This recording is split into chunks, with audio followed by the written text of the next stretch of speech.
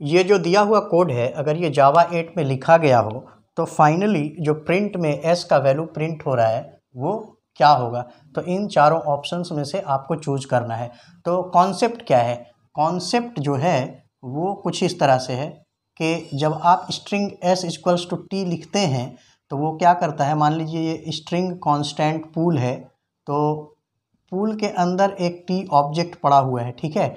अगर पड़ा हुआ है तो वो उसको रेफ़र कर लेगा, अगर नहीं पड़ा है तो वो एक टी ऑब्जेक्ट क्रिएट करेगा और क्या होगा कि एस जो आपने नया वेरिएबल बनाया है ये वाला, वो क्या करेगा उसको रेफ़र करने लगेगा।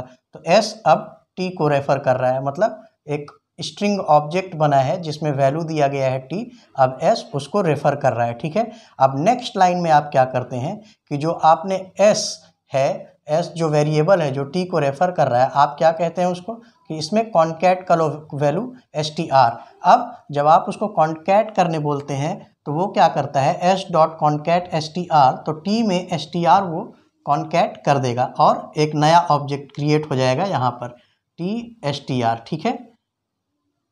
नया ऑब्जेक्ट जब क्रिएट हो गया टी एस टी आर, तो अब क्या होता है कि ये बन तो गया बट इसे रेफ़र कोई नहीं कर रहा है, बिकॉज एस जो है अभी भी टी को ही रेफ़र कर रहा है। दैट मीन्स एस में अभी भी वैल्यू टी ही है।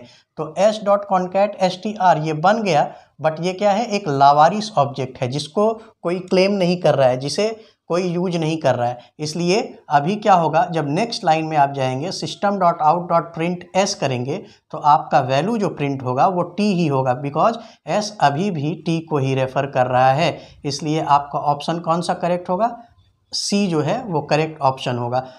बट अगर इसमें आप यहाँ पर कोड में ये कर देते S is equals to S dot concat S T R, अब क्या हुआ, जब एस टी को रेफ़र कर रहा था, नेक्स्ट लाइन में आपने किया S dot concat S T are, तब आप क्या कर रहे हैं एस को नया वैल्यू असाइन कर दे रहे हैं, मतलब एस का वैल्यू जो है ओवरराइड हो जाएगा और एस का वैल्यू अब क्या होगा, ये वाला लिंक टूट जाएगा और एस अब रेफ़र करेगा टी एस टी आर।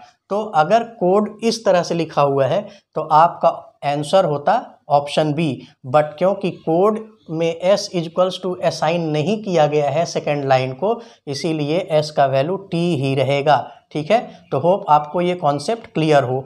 और ये क्वेश्चन जावा 8 सर्टिफिकेशन एग्जाम्स में पूछे जाते हैं, जावा 8 OCAJP में, ठीक है।